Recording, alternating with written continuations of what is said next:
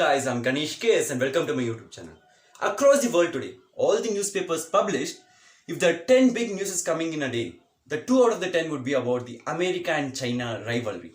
Why both of these countries hate each other so much? There's absolutely no similarities between them. The America is on the western side of the world, the China is on the east. They don't share the same culture, they don't share the same language. But why are they fighting so much? If India and China fights, why is America interfering? Why is America interfering for every world affairs happening in the world? There's a reason behind it. America and China are not fighting for namesake. They're fighting for a status in the world, an important status that every country would love to have. The superpower status. Yes, you heard me right.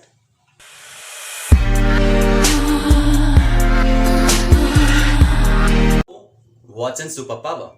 A superpower is a special status or a name given to a country which has a dominant portion on a world map. If that country speaks, there are two other countries to listen and follow what they speak. It could be because of the military power, it could be because of the economy, but they have a dominant portion and without them the world can't function. So, who's the superpower in the world right now? There are two kinds of people. One part of the people tell it's only the US which is the superpower in the world because of its very good economy. It's almost like $18.5 trillion economy. But there are other kind of one more part of people who are telling no, there's also China should be included in this status of superpower. Exactly why there's a fight here. For the fight for the superpower status, who will be the king of the world? So, have a doubt. Then how did we know how China became a superpower? China became a superpower because it became a manufacturing hub, a great place for a cheap labor and a brilliant manufacturing skills. But how did America attain this status? We'll see right now.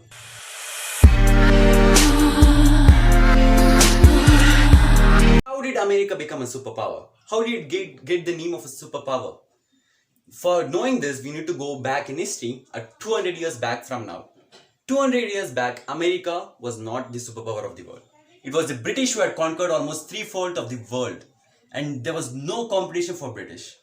But life is always a circle. Things that start needs to come to an end. And after the World War II, there were two big countries standing. That is the America and the Russia. Two great countries. They both had almost the same economy, good military power, so there was almost a cold war between them. Who would be the number one superpower?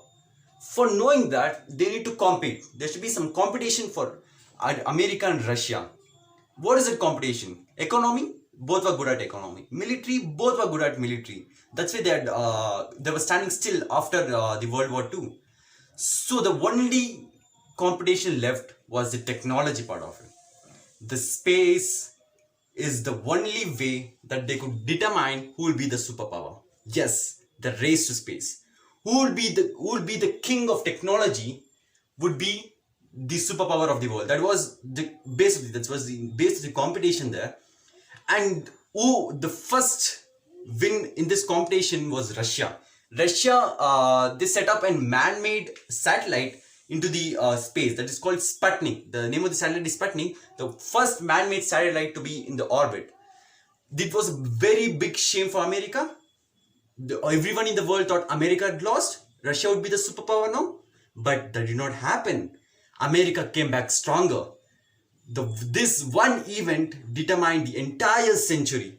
This event is the Americans sent humans to moon, which shattered every hope of Russia to become a superpower. And the moment the first Americans stepped on the moon, Americans were the absolute superpowers. They have been superpowers the second the humans have stepped their foot on the moon. This is how America got the status of a superpower, and this is why America interferes in every affairs in the world. They need to register to a world that they are number one. Now we know why America and China are fighting. It's an again fight for a superpower status, like how America and Russia did like 50, 60, 70 years back. The same thing is happening in China and America now. So if you ask me, China has already become a superpower. It has almost like 11 point almost $12 trillion economy. America has $18 trillion economy, but China is growing at a very fast pace. So they'll be overtaking America very soon. But is it good for the world? If America and China fights, is it good for the world? If you ask me, no. I'll tell you why. If there's an Apple product released, the software will come from America, but the manufacturing should be done in China. If both China and America both give the technical skills, then only an Apple product could be formed. Not just Apple, there are many things. Almost the entire world. Almost if you look at your room or your surroundings, everything will be China made in China. There are manufacturing hub. So is this fight good for the world? Absolutely not. I will confirmly tell it's not good for the world. But you can't blame China. You can't blame China, because they've always been the world has always seen China as very poor economical country, a large population. They've always discriminated them. Now China is coming back stronger. To be very frank, people are actually telling China is bad because of their expansion policy. Now China is expanding their country to every sides, to every country. They're crossing the borders. But America did the same thing when they wanted to be a superpower. Yes, you heard me right. America followed the same policy of expansion. So you can't tell a country is perfect. You can't tell America is perfect. You can't tell China is perfect. But you should realize, yes, there's a superpower. There's one more superpower in the world. That is a China. And you need to give respect to both of them. And is this fight good between them? Absolutely not. It will just cause harm to the humanity.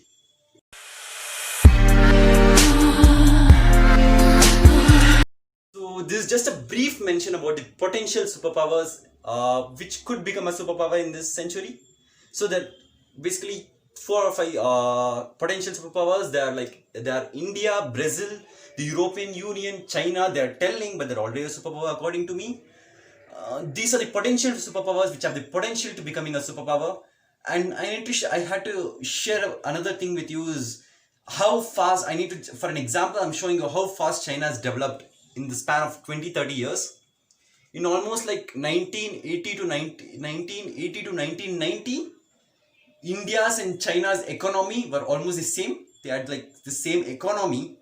Now China's almost $12 trillion economy, and India has just $2.5 trillion economy. That is the pace in which China has grown over the years. So I just found it interesting to see the growth rate. And India has very good amount of chance to becoming the next superpower. I'll tell you why. Because China is a one party, it's a communist party form of a government, where people don't elect their representative or the leaders of them. So there are many companies which they don't feel like going to China because of their communist party. But India is a democratical country where people elect their own leaders. So there's a good chance that all companies will be coming to India in future. There's a very good chance, and very good chance that India is going to be the next superpower. But if you ask me personally, I don't want India to be a superpower. I just want India to be a happy country and happy developed country. Because superpowers, I don't like the concept of superpowers. I think all countries need to be respected and their powers need to be respected.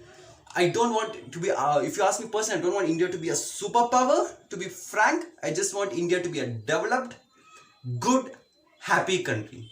So if you have other thoughts, or if you don't agree with me, you can just tell it in the comments, and I absolutely agree to disagree.